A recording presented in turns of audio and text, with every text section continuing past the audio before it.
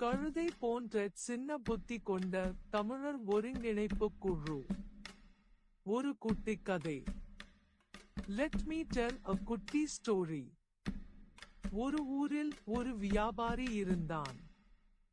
அவன் மண் சட்டி, பானை, கூஜா போன்றவற்றை செய்து தன்னுடைய கழுதையில் ஏற்றிச் சென்று பல ஊர்களில் உள்ள மக்களுக்கு விற்று வந்தான். இதனால் அவரது குடும்பம் மகிழ்ச்சியாக இருந்தது. காலப்போக்கில் அவரது வியாபாரம் சரியாக நடக்கவில்லை. பெரும்பான்மையான மக்கள் உலோகத்தால் உருவான சட்டி, பானை, கூஜா போன்றவற்றை பாவிக்கத் தொடங்கினர். இதனால் அவரது வியாபாரம் வீழ்ச்சி அடைந்தது. கவலையடைந்த வியாபாரி புதிதாக வியாபாரத்தை மாற்றும் திட்டத்தை வகுத்தான். அவன் சென்ற ஊர்களில் எல்லாம் மக்கள் தம் இஷ்ட தெய்வங்களை வழிபடுவதை கண்டான். கோவில்கள், விகாரைகள், பள்ளிவாசல்கள் போன்ற பல ஆன்மீக தலங்களில் மக்கள் அலை மோதுவதைக் கண்ட வியாபாரி ஊர்களில் வாழும் மக்களுக்கு ஏற்ற வகையில் பல அழகான வண்ணங்களில் கடவுள் சிலைகளை உருவாக்கினான். தான் செய்த சிலைகளை ஒவ்வொரு ஊருக்கும் சென்று விற்று வந்தான். இதனால் வியாபாரம் பெருகியது.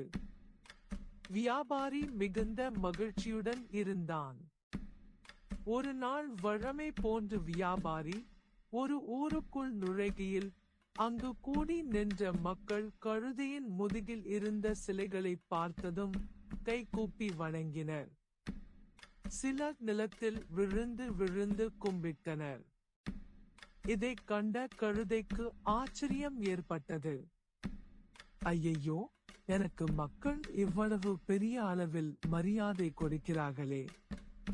ஐயோ கடவுளே, எனக்கு எனது பெருமை தெரியாமல் இவ்வளவு நாளும் மோடனாக இருந்து விட்டேனே என எண்ணி தனது பொல்லாத கால்களை அகல விரித்து துள்ளி துள்ளி குதித்து ஆடியது.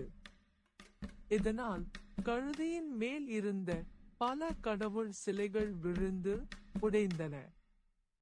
இதனால் சினம் கொண்ட வியாபாரி கழுதையை நையப்புடைத்தான்.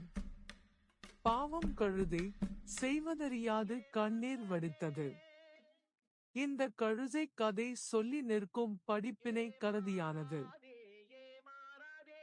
மாவீரர் நாள் நிகழ்விற்கு செல்லும் மக்கள் எல்லாம் தமிழர் ஒருங்கிணைப்பு குழுவினரை மரியாதை செய்வதாக கற்பனையில் உள்ளனர். ஐயோ பாவம் இந்த காவாலி கூட்டத்தினர்!